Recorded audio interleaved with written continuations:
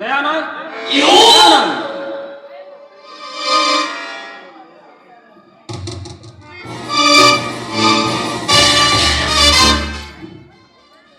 ಓಹ್, ಯಾರು? ರಜನಿಕಾಂತ್, ಬನ್ನಿ ಕುಳಿತುಕೊಳ್ಳಿ. ಪದ್ಮ, ದಯಾನಂದನವರು ಮನೆಯಲ್ಲಿಲ್ಲವೇ? ಇದೀಗ ಹೊರಗಡೆ ಹೋಗಿದ್ದಾರೆ, ಬರುತ್ತಾರೆ. ಯಾಕೆ? ನನಗೊಂದು ಗುಪ್ತವಾದ ಗುಟ್ಟನ್ನು ಹೇಳಬೇಕಿತ್ತು, ಅದಕ್ಕೆ. ಅದ್ಯಾವ ಗುಟ್ಟು ಹೇಳಿ ರಜನಿಕಾಂತ್? ನೀನು ಖಂಡಿತ ಒಪ್ಪಿಗೆ ನೀಡುತ್ತೇನೆಂದರೆ ಮಾತ್ರ ಹೇಳುವೆ. ಈ ಪ್ರಿಯತಮೆ ನಿಮಗಾಗಿ ಹುಟ್ಟಿರುವಾಗ ನಿಮಗೋಸ್ಕರ ಅದ್ಯಾವ ವಿಷಯ ಹೇಳಿ ನನಗೆ ಸಂತೋಷವಾಗುತ್ತೆ. ಹೇಳಿ, ಅದ್ಯಾವ ವಿಷಯ? ನೋಡು ಪದ್ಮ, ನಾನು ನೀನು ರಾಜ ರಾಣಿಯರಂತೆ ಈ ಅಂದದ ಅರಮನೆಯಲ್ಲಿ ಆನಂದದಿ ಅರಗಿಳಿಯಂತೆ ಆಡಬೇಕೆಂದರೆ ನೀನು ನಿನ್ನ ಭಾವ ದಯಾನಂದನನ್ನ ನಿನ್ನ ಕೈ ಸೇರಿ ಮಾಡಿಕೊಳ್ಳಲೇಬೇಕು. ಇಲ್ಲ, ನಿನ್ನ ಪತಿ ಬೆಂಗಳೂರಿಂದ ಬಂದ ತಕ್ಷಣ ನಿನ್ನಣ್ಣ ನನ್ನನ್ನು ಬಲತ್ಕರಿಸಲು ಬಂದದ್ದ ಅಂತ ಸುಳ್ಳು ಸೃಷ್ಟಿ ಮಾಡಿ ಖಳನಾಯಕಿ ನೀನಾಗಿ ಮೆರೆಯಬೇಕು. ಇದಾದ ನಂತರ ನಿನ್ನ ಮಾವ ಮುದಿಯನಿಗೆ ಸಾವು ಸಮೀಪಿಸುತ್ತದೆ.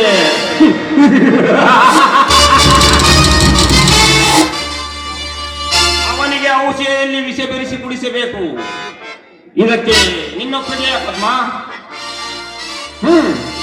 ಏಕೆ ಮೌನಳಾದೆ? ಮಾತಾಡು ಪದ್ಮ, ಮಾತಾಡು.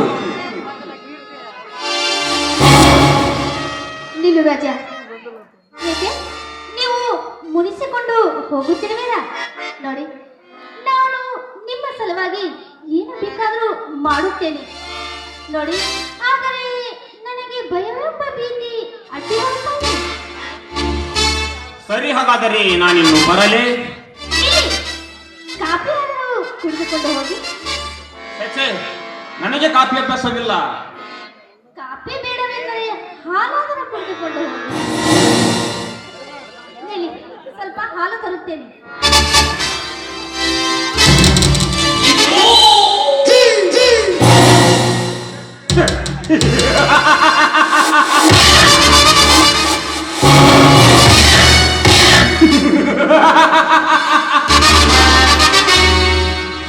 ಜೇನಿನ ಗೂಡಾದ ಈ ಗೂಡಿಗೆ ಕೊಳ್ಳಿ ಇಡಲು ಬಂದ ಕಳ್ಳ ಕಾಮುಕನಿಗೆ ಹಾಲು ಕುಡಿಸುವೆಯ?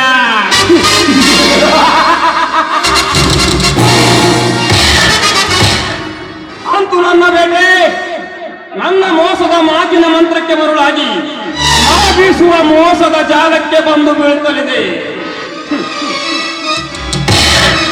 ಹತ್ತು ಕಾಮದಾಟವಾಡಿ ಆನಂದ ಪಡುವ ಆಸೆ ಇವನಿಗೂ ಇದೆ, ನನಗೂ ಇದೆ.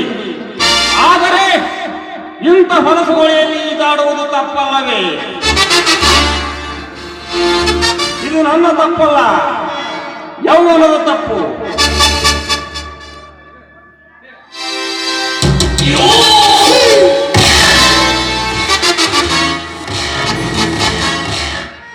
ಹಾಲು ತೆಗೆದುಕೊಳ್ಳಿ.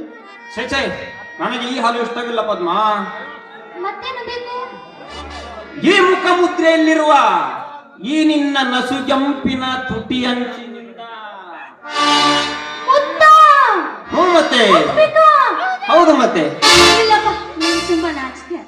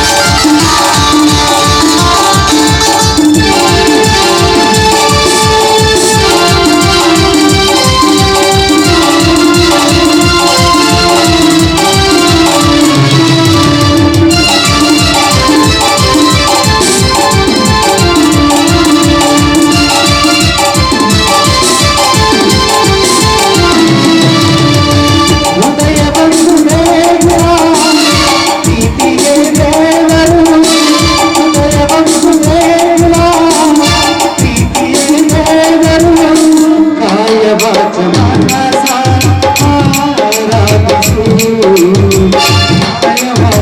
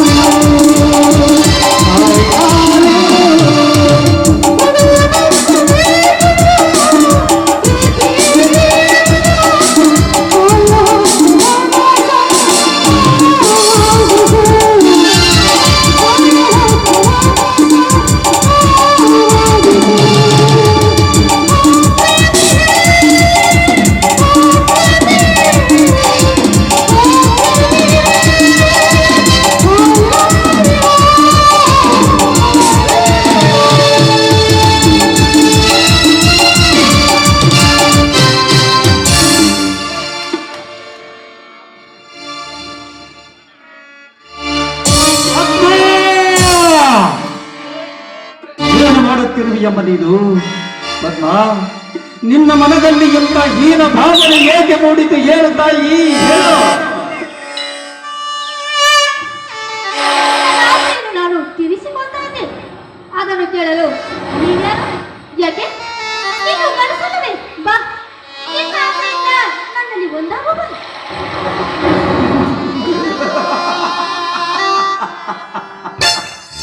ಹೆಚ್ಚಿದೆಯಮ್ಮ ನಿನ್ನ ಕೃತ್ಯವನ್ನ. ತಾಯಿ ಪದ್ಮಾವತಿ ಎಂದು ನಿನ್ನ ಎಂತ ಮಾತಾಪಿತರು ನಿನಗೆಂತ ಪವಿತ್ರವಾದ ಹೆಸರನ್ನಿಟ್ಟಿದ್ದಾರೆ ಗೊತ್ತಾ? ಪವಿತ್ರ ಗಂಗಾ ನದಿಯಲ್ಲಿ ಉಗಮವಾಗುವ ಪವಿತ್ರ ನದಿಯ ಹೆಸರನ್ನೇ ನಿನಗೆ ನಾಮಕರಣ ಮಾಡಿದ್ದಾರೆ. ಅಂತ ಹೆಸರಿನ ಅರ್ಥವನ್ನೇನಾದರೂ ನೀನು ತಿಳಿದುಕೊಂಡಿರುವೆಯೇನಮ್ಮ? ತಿಳಿದುಕೊಂಡಿರುವೆಯ? ಪದ್ಮಾವತಿ ಎಂದು, ಪದ್ಮಾವತಿ ಎಂಬ ನಾಲ್ಕಕ್ಷರದ ಅರ್ಥವನ್ನು ಅರಿಯಲಾರದೆ ಇಂಥ ಪವಿತ್ರ ಭಾರತಾಂಬೆಯ ಮಡಿಲಿಗೆ ಜನಿಸಿ ಬಂದ ನೀನು ಹೆಣ್ಣಲ್ಲ, ಎಮ್ಮಾರಿ ನೀನು. ಪದ್ಮಾವತಿ ಎಂದರೆ ಪವಿತ್ರವಾದ ಈ ಧರೆಗೆ ಮಾತೆಯಾಗಿ ವರವನ್ನು ನೀಡುವ ತಾಯಿ ಎಂದರ್ಥ. ಆದರೆ ನೀನು ಕಾಮದ ಕಡಲನ್ನೇ ತುಂಬಿಕೊಂಡಿರುವ ನರ ರಾಕ್ಷಸಿ ನೀನು. ಹೆಣ್ಣು ಹುಟ್ಟಿದವನಿಗೂ ಕೊಟ್ಟವನಿಗೂ ಕಂಡಾಗಬೇಕು ವಿನಃ ಉಂಟಾಗಬಾರದಪ್ಪ, ಉಂಟಾಗಬಾರದು. ರಾಜಸಪ್ಪನ ಮನೆತನ ಬಂದರೆ ಊರಿಂದೂರೇ ಹಾಡಿ ಹರಿಸುತ್ತಿತ್ತು. ಆದರ್ಶ ಮನೆತನ, ಸುಸಂಸ್ಕೃತ ಮನೆತನ, ನಂದ ಗೋಕುಲದಂತಿರುವ ನಂದನ ವನವಂತ. ಆದರೆ ಅದು ಈಗ ಆದರದ ಮನೆತನವಾಗಿ ಬಿಟ್ಟಿದೆ ಎಂಬ ಆದರದ ಮನೆತನವಾಗಿ.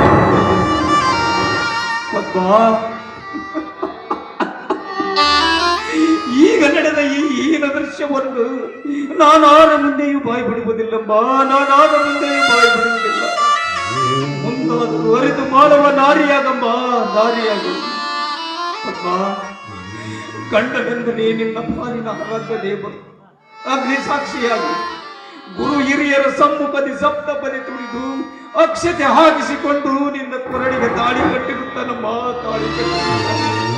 ಅವನಿಗೆ ವಂಚನೆ ಮಾಡಬಾರ್ದಮ್ಮ, ಮಾಡಬಾರ್ದು. ಗಂಡನಿಗೆರಡು ಮಿಗೆದು ಮಿಂಡನೊಂದಿಗೆ ಸರಸವಾಡಿದರೆ ಆ ಶಿವನು ಖಂಡಿತ ನಿನ್ನನ್ನು ಮೆಚ್ಚಲಾರನಮ್ಮ, ಖಂಡಿತ ನಿನ್ನನ್ನು ಕ್ಷಮಿಸಲಾರ. ಅಮ್ಮ, ನಿನಗೆ ಮತ್ತೊಮ್ಮೆ ಕಳಕಳಿಯಿಂದ ಕೈ ಮುಗಿದು ಬೇಡಿಕೊಳ್ಳುತ್ತೇನೆ. ಮುಂದಾದರೂ ಅರಿತು ಬಾಳು ತಾಯಿ, ಅರಿತು ಬಾಳು. ಅಣ್ಣ, ಯಾಕಣ್ಣ, ಏನಾಯ್ತು? ಯಾಕೆ ಹೇಳ್ತೀವಿ ಅಣ್ಣ? ಹಿಂದೇಕೋ ಅಮ್ಮನ ನೆನಪಾಯ್ತು, ಅದಕ್ಕೆ ದುಃಖ ಉಂಟು.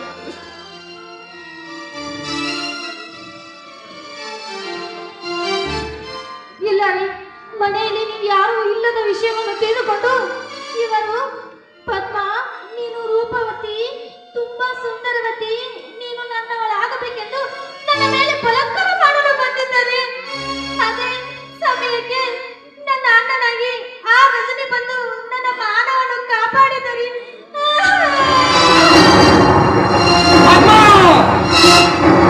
ಏನು ಹೇಳ್ತೀರಿ ಪದ್ಮ? ಈ ಮಾತನ್ನು ನಂಬಬೇಕೆ?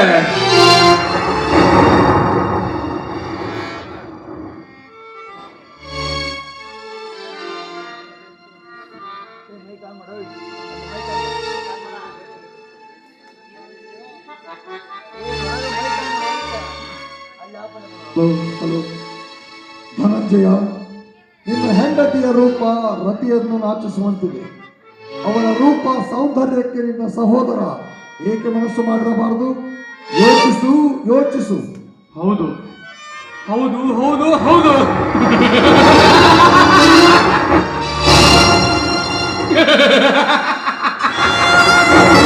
ಇಲ್ಲ ಇಲ್ಲ ಇಲ್ಲ ಇಲ್ಲ, ನನ್ನನ್ನಾಗಿಂತ ಹೇಳ ಕುತ್ತಕ್ಕೆ ಕೈ ಹಾಕುವನಲ್ಲ ಪದ್ಮ. ನೋ, ಇಟ್ಸ್ ಇಂಪಾಸಿಬಲ್ ಪದ್ಮ.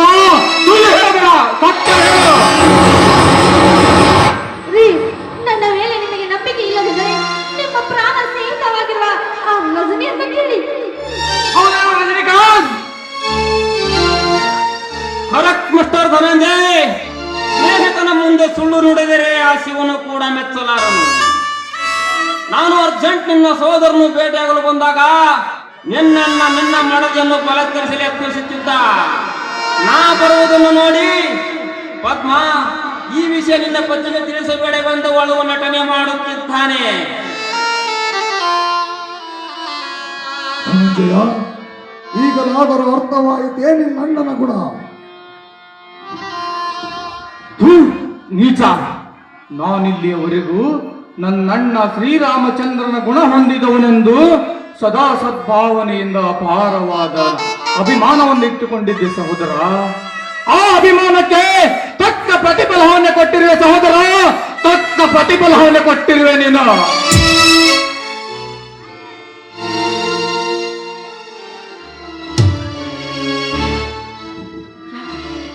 ಎಲ್ಲರೂ ಹೀಗೆ ಮೌನವಾಗಿ ನಿಂತುಕೊಂಡಿದ್ದಾರೆ. ಯಾಕೆ, ಏನಾಯಿತು? ಭಾರತಿ, ಯಾಕೆ ಎಂದು ನೀ ಕೇಳುವ ಪ್ರಶ್ನೆಗೆ ಉತ್ತರ ನನ್ನಲ್ಲಿಲ್ಲ ಭಾರತಿ, ನನ್ನಲ್ಲಿಲ್ಲ. ಇದುವರೆಗೂ ಈ ಮನೆಯಲ್ಲಿ ಜನಿಸಿ ಬಂದಿದ್ದಕ್ಕೆ ನಿನ್ನ ತಂಗಿ ನನಗೆ ದೊಡ್ಡದಾದ ಪದವಿಯನ್ನು ಕೊಟ್ಟು ಪವಿತ್ರವಾದ ಪತಾಕೆಯನ್ನೇ ಹರಿಸಿದ್ದಾಳೆ. ಅವಳನ್ನೇ ಕೇಳು ಭಾರತಿ, ಹೇಳುತ್ತಾಳೆ. ಪದ್ಮ, ಏನಾಯ್ತಮ್ಮ? ಏನಾಯ್ತು ಅಂತ ಹೇಳು. ಆಹಾಹಾ, ಮಾಡೋದೆಲ್ಲ ಮಾಡಿ ಹೀಗೆ ಸುಮ್ಮನೆ ನಿಂತಿದ್ದಾನಲ್ಲ ಈ ನಿನ್ನ ಪತಿರಾಯ. ನನ್ನನ್ನು ಬಲತ್ಕರಿಸಬೇಕಂತ? ಇಲ್ಲ ಇಲ್ಲ, ಈ ಮಾತನ್ನು ನಾನೆಂದಿಗೂ ನಂಬುವುದಿಲ್ಲ. ಯಾಕಂದ್ರೆ ನನ್ನ ಪತಿ ದೇವರು ಅಂತ ಹೀನ ಹೃದಯದವರಲ್ಲ ಅಂತ ನನಗೆ ಚೆನ್ನಾಗಿ ಗೊತ್ತಿದೆ. ಇದರಲ್ಲಿ ಏನೋ ಮೋಸ ಆಗಿದೆ.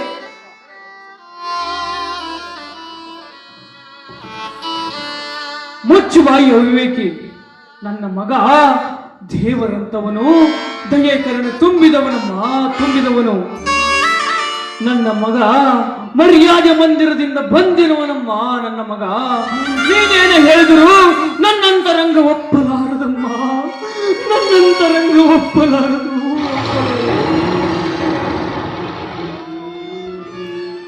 ಮಾವ, ನಾವೇನು ಮಸ್ತನದಿಂದ ಹೇಳ್ತಾ ಇಲ್ಲ ನೋಡಿ.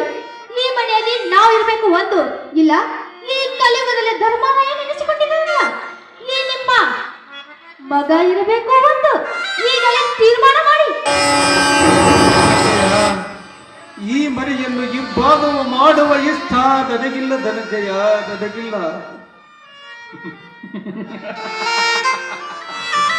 ಚೆನ್ನಾಗಿಯೇ ಮಾತನಾಡುತ್ತಿರುವೆ ಸಹೋದರ.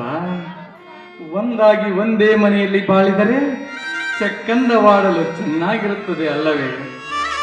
ಲೇ, ನಾನಿಲ್ಲಿಯವರೆಗೂ ನೀ ನನ್ನ ಅಣ್ಣ ಎಂಬ ಅಂತಃಕರಣ ನನ್ನ ಅಂತರಂಗದಲ್ಲಿ ತುಂಬಿಕೊಂಡಿತ್ತು. ಆದರೆ ಅದು ಈಗ ಅವಸಾನದ ಅಂಚಿನತ್ತ ಹೊರಟು ಹೋಯಿತು. ಇನ್ನು ಮುಂದೆ ನಿನಗೆ ನನ್ನ ಚಪ್ಪಲಿಯ ಕಿಮ್ಮತ್ತನ್ನು ಕೊಡಲಾರೆ. ಮರ್ಯಾದೆಯಿಂದ ನನಗೆ ಬರುವ ಅರ್ಧ ಪಾಲಿನ ಆಸ್ತಿಯನ್ನು ಕೊಟ್ಟು ಬಿಡು, ನಾನೇ ಹೋಗುತ್ತೇನೆ ತಲೆಮರೆಸಿಕೊಂಡು. ದಯಾನಂದ, ಮಗು ದಯಾನಂದ, ಚಿಕ್ಕವನಿದ್ದಾಗ ನಿನಗೊಂದು ನಾನು ಮಾತು ಹೇಳಿದ್ದೆ. ಅದು ನನಗೆ ಈ ಮನೆ ಎಂದಿಗೂ ಇಬ್ಬಾಗವಾಗಬಾರದು ಅಂತ. ಈ ತಾಯಿಯ ವಚನ ಪಾಲಿಸುವ ಪುತ್ರ ನೀನಾಗ. ಇಲ್ಲ, ನನ್ನ ಮಾತಿಗೆ ಮಾನ್ಯತೆ ಕೊಡಲಾರ್ದ ನೀನೊಬ್ಬ ಮಾತ್ರ ದ್ರೋಹಿಯಾಗಿಲ್ಲ.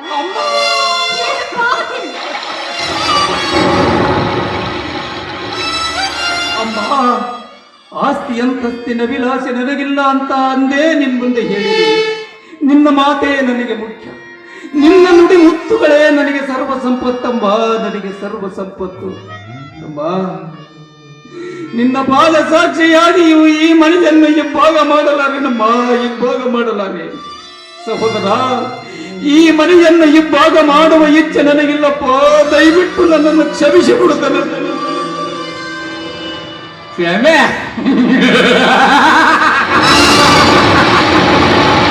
ಕ್ಷಮಿಸಲು ನಾನಾರು? ನನ್ನ ಪಾದ ಸ್ಪರ್ಶ ಮಾಡಲು ಅರ್ಹನಲ್ಲ ನೀನು. ನಿನ್ನ ಮುಖ ನೋಡಲು ನನಗೆ ಹೇಸಿಗೆ ಆಗುತ್ತದೆ. ಹೊರಗಾಡಿನಿಂದ.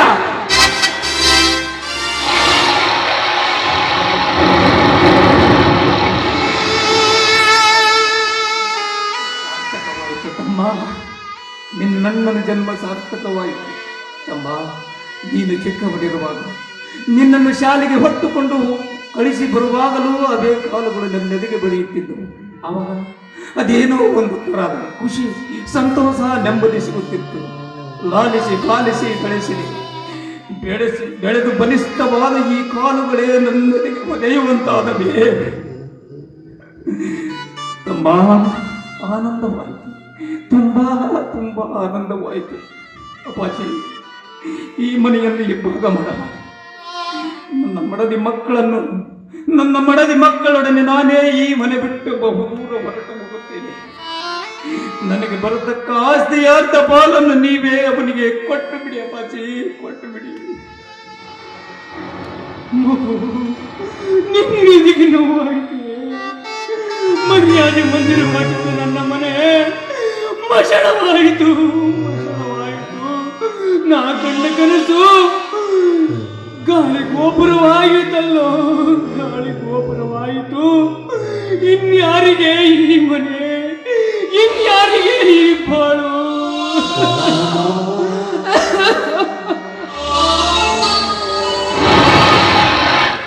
ಚಿಕ್ಕಪ್ಪ, ನಾವು ಈ ಮನೆ ಬಿಟ್ಟು ಹೋಗಬೇಕೆ? ನಾವು ಹೋಗುವುದಿಲ್ಲ, ಇಲ್ಲೇ ನಿನ್ನ ಜೊತೆ ಇರ್ತೀನಿ ಚಿಕ್ಕಪ್ಪ. ನನ್ನ ಜೊತೆ ಬಾಳಲು ಅರ್ಹನಲ್ಲ ಮಗು ನಿನ್ನ ತಂದೆ. ಕರೆದುಕೊಂಡು ಹೊರಟು ಹೋಗೋದು ಏನನ್ನ? ನಿನ್ನ ಆಸ್ತಿ ಅಂತಸ್ತಿನ ವಿಲಾಸ ನನಗಿಲ್ಲ, ಆದರೆ ಪವಿತ್ರವಾದ ನನ್ನ ತಾಯಿ ತಮ್ಮ ನಿನಗೊಂದು ಮಾತು ನಡೆಸಿದೆ. ಹೇಳಿಕೆಯ ಮಾತು ಕಟ್ಟಿಟ್ಟ ಬುತ್ತಿ ಎಂದೂ ಸ್ಥಿರವಿಲ್ಲ. ಇಂದು ನಿನಗೆ ಅರ್ಥವಾಗಲಾರದು, ಮುಂದೊಂದು ದಿನ ಗೊತ್ತಾಗುತ್ತದೆ ನನ್ನಣ್ಣ ಅಂತವನಲ್ಲ ಎಂದು. ತಮ್ಮ, ನಿನ್ನ ಆಸ್ತಿ ಅಂತಸ್ತಿನ ವಿನಾಶ ನನಗಿಲ್ಲ, ಆದರೆ ಪವಿತ್ರವಾದ ನನ್ನ ತಾಯಿಯ ಭಾವಚಿತ್ರವೊಂದನ್ನು ಕೊಟ್ಟುಗಳು. ಹಾಗೆಯ ಆಶೀರ್ವಾದ, ನನ್ನ ತಂದೆಯ ಬಲವಾದ ಆಶೀರ್ವಾದ ಹೊಂದಿದ್ದರೆ ಸಾಕು, ನಾನು ಈ ಪ್ರಪಂಚದಲ್ಲಿ ಎಲ್ಲಿಯಾದರೂ ಬದುಕಿ ಬಾಳು ಸಾಗಿಸುತ್ತೇನೆ. ಕಂಬ, ಹೋಗುವಾಗ ನಿನ್ನ ಕಡುವೈರಿಯಾಗಿ ಹೊರಟಿದೆ. ಪುನಃ ಈ ಮನೆಗೆ ಆದರ್ಶ ಮನೆತನದ ರಾಜ ಹೆಬ್ಬಲ ಮಗಲಾಗಿ ಬರುತ್ತೇನೆ ತಮ್ಮ.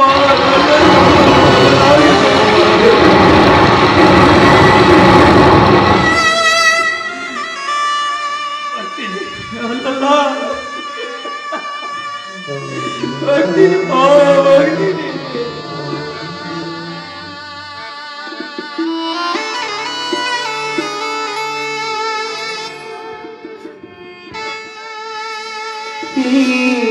ಬಾಳಲಿ ಶಾಂತಿ ಎಲ್ಲಿದೆ?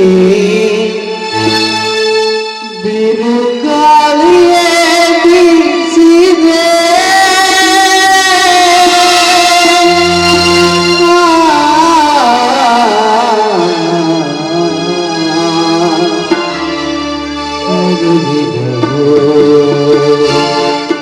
ಸಂತೋಷವಾ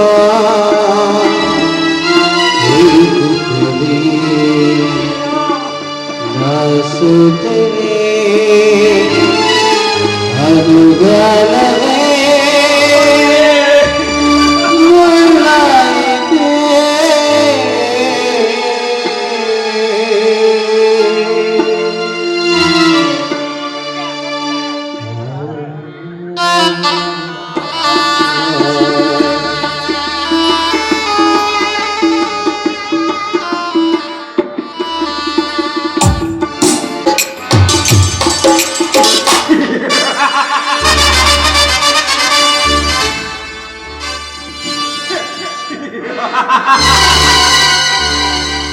ಮನ ಮುರಿಯಿತು, ಮನೆ ಒಡೆಯಿತು ಎನ್ನುವ ಮಾತು ಸತ್ಯವಾಯಿತು.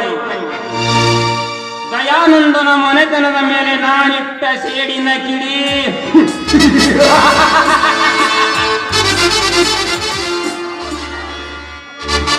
ಅವನ ಬಾಳ ಬಣೆಯಲ್ಲಿ ಬಿದ್ದಿದೆ. ಆದರೆ ಅದು ಇನ್ನೂ ಸ್ಫೋಟಗೊಂಡಿಲ್ಲ. ನಾನಿಟ್ಟ ಸೇಡಿನ ಕಿಡಿ ನಿನ್ನ ಬಾಳ ಬಣವೆಗೆ ಬಿದ್ದು ಭಗವಗನ ದಗಿಸುವ ಧಾವಾಗ್ರೆ ಕಂಡು ನಾನು ದಹಿಸಿ ನಗಬೇಕು.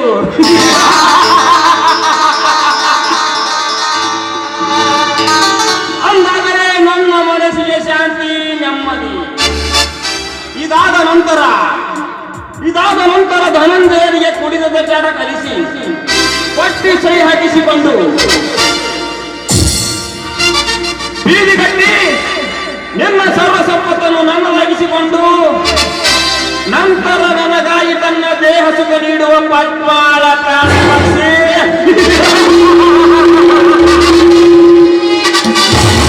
ಪರಲೋಕಕ್ಕೆ ಪಯಣ. मिस्टर दयानंद, कभी कितना ऊंच उठ गया तो भी कबूतर नहीं बन सकता.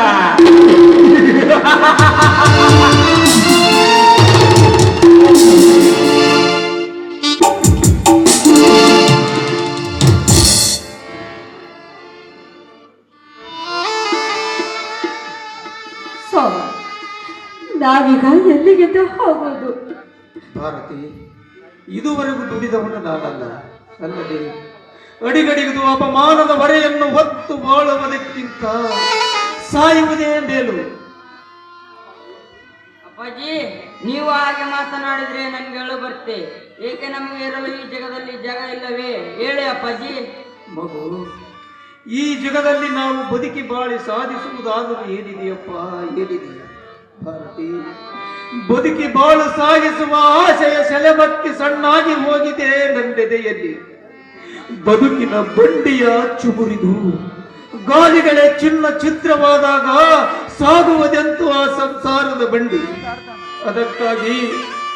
ಅದಕ್ಕಾಗಿ ಭಾರತಿ, ಈ ವಿಷವನ್ನು ಮೊದಲು ನಮ್ಮ ಅರವಿಂದನಿಗೆ ಕುಡಿಸಿ ನಂತರ ನಾವಿಬ್ಬರು ಕುಡಿದು ಸಂತೋಷದಿಂದ ಸಾಗಿ ಬಿಡೋಣ ಶಿವನ ಸನ್ನಿಧಿಗೆ. ವಿಷಯವನ್ನು ಮೊದಲು ನನಗೆ ಕೊಡಿ. ಯಾಕಂದ್ರೆ ನಾನು ಮುತ್ತೈದಾಗಿ ಸಾಯ್ಬೇಕು ಅಂತ ದೃಢವಾದ ನಿರ್ಧಾರ ಮಾಡಿದ್ದೇನೆ. ಅದಕ್ಕೆ ಆ ವಿಷಯವನ್ನು ಮೊದಲು ನಾನು ಸೇವಿಸಿದ್ದೇನೆ. ಕೊಡಿ. ಬೇಡಮ್ಮ ಬೇಡ. ನೀವಿಬ್ಬರು ಸತ್ತೋದರೆ ನಾ ದಿಕ್ಕಿಲ್ಲದಕ್ಕೆ ಆಗುವುದಿಲ್ಲವೇ? ಆತ್ಮಹತ್ಯೆ ಮಾಡಿಕೊಂಡರೆ ಪರಶಿವನ ಪವನಗೊಳಿಸಲಾರ. ಸುಮ್ಮನೆ ಸತ್ತು ಹೋಗುವುದು ಬೇಡಮ್ಮ ಬೇಡ. ಸಣ್ಣವನಾದ್ರೂ ಕೂಡ ನಿನ್ನಷ್ಟು ತಿಳುವಳಿಕೆ ನಮಗಿಲ್ಲ ಕಂದ. ಆದ್ರೆ ಏನಪ್ಪ ಮಾಡೋದು? ಮೊದಲೇ ನಮಗೆ ಎಲ್ಲಿ ಇರೋದಕ್ಕೂ ಆಶ್ರಯವೇ ಇಲ್ಲದಂತಾಗಿದೆ. ಅಮ್ಮ, ಭಾರತಿ, ಅರವಿಂದನಾಡುವ ಮಾತುಗಳು ಸತ್ಯವಾಗಿವೆ. ಆತ್ಮಹತ್ಯೆ ಮಾಡಿಕೊಳ್ಳುವುದು ಹೇಡಿಗಳ ಲಕ್ಷಣ, ಅದು ಶೂರರ ಲಕ್ಷಣವಲ್ಲ. ಈ ವಿಶಾಲವಾದ ಪ್ರಪಂಚದಲ್ಲಿ ಎಲ್ಲಿಯಾದರೂ ಬದುಕಿ ಬಾಳಿ ಸಾಗಿಸೋಣ. ಅಮ್ಮ, ನೀವು ಅದೊಂದು ದಿನ ಹೇಳಿರಲ್ವೇ, ಮಗು ನೀನು ಡಾಕ್ಟರ್ನಾಗು ಎಂದು. ಈಗ ನೀವಿಬ್ಬರು ಸತ್ತು ಹೋದರೆ ನಾ ದಿಕ್ಕಿಲ್ಲದಕ್ಕೆ ಆಗುವುದಿಲ್ಲವೇ? ಆತ್ಮಹತ್ಯೆ ಮಾಡಿಕೊಂಡರೆ ಪರಶಿವನ ಪವನಗೊಳಿಸಲಾರ. ಸುಮ್ಮನೆ ಸತ್ತು ಹೋಗುವುದು ಬೇಡಮ್ಮ ಬೇಡ. ಭಾರತಿ, ಅರವಿಂದನಾಡುವ ಮಾತುಗಳು ಸತ್ಯವಾಗಿವೆ. ಸುಮ್ಮನೆ ಸಾಯುವುದಕ್ಕಿಂತ ಬದುಕಿ ಬಾಳ ಸಾಗಿಸಲಾಯ್ತು ನಡೆ. ಅಪ್ಪಾಜಿ, ನೀವು ಬದುಕಿ ಬಾಳ ಸಾಗಿಸಿ ನನ್ನ ಸ್ಕೂಲಿಗೆ ಕಳಿಸಿದರೆ ನಾ ಡಾಕ್ಟರ್ ಆಗಿ ನಿಮ್ಮನ್ನು ಸಲಹುತ್ತೇನೆ ಅಪ್ಪಾಜಿ. ಹಾಗೇ ಆಗಲಿ ಮಗು. ನೀನು ದೊಡ್ಡ ಡಾಕ್ಟರ್ನಾಗಿ ನಮ್ಮನ್ನು ಸಾಕಿ ಸಲಹಿದರೆ ನಾವು ಚೆನ್ನಾಗಿರ್ತೇವೆ. ಆಯ್ತು ಆಯ್ತು ಅಪ್ಪಾಜಿ. ಎಲ್ಲಿಯಾದರೂ ಬಾಡಿಗೆ ಮನೆಯೊಂದರಲ್ಲಿದ್ದು ಕಾಲಕ್ಕೆ ನುಗ್ಗಿದರಾಯ್ತು. ನಡೆಯುವ